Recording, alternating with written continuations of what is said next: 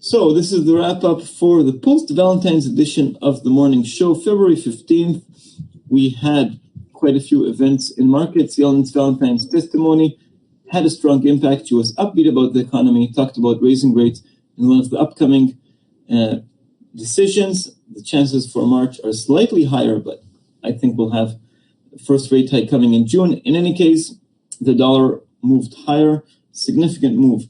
She continues speaking today.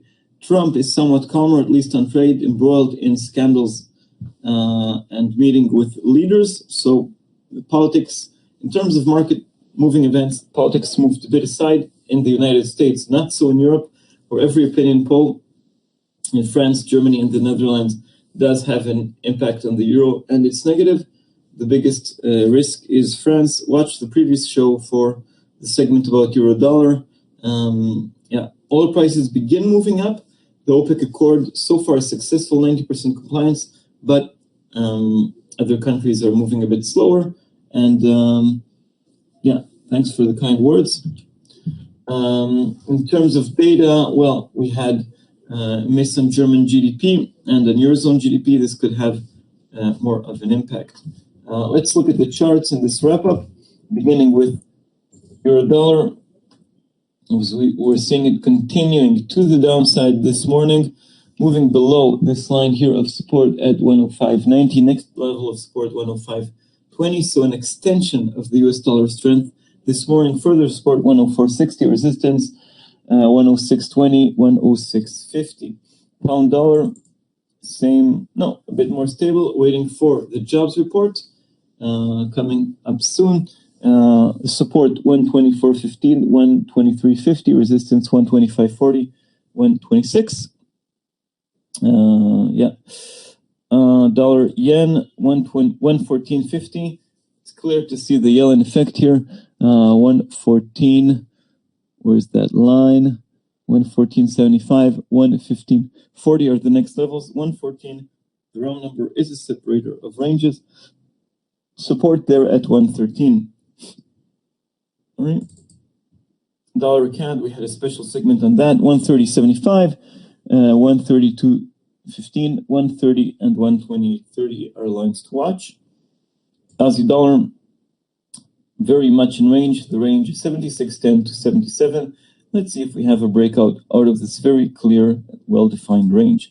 And the Kiwi dollar recovering from the RBNZ, currently 71.72, resistance 72.20, 71.35.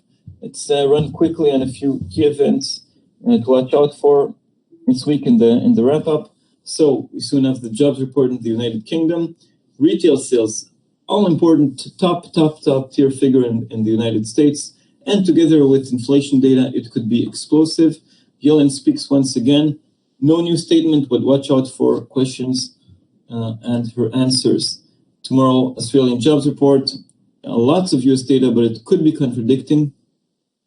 Just too much information at the same time.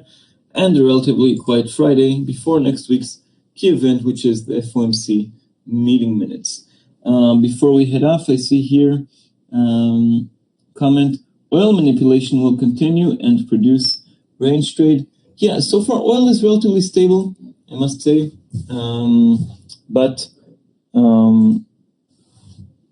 Again, a few factors here. Ongoing compliance and more reports about supply and demand. Inventories. For the next big move, we'll have to wait towards April, when, assuming this agreement works out as expected, we'll have to see if the agreement continues on. I think there is a bit more of an upside potential to oil prices, but not that much. Eventually, the pendulum swing, which is the U.S. shale industry. So if we have less production from Saudi Arabia, again, they're doing more than they were supposed to do, okay? Sort of excelling, the best in class. But for each barrel that Saudi Arabia cuts, the U.S. shale industry can also produce another barrel. Oh, it's not exactly like that, not one for one, but we're seeing how flexible the U.S. shale industry is. So, again, but also watch out for demand.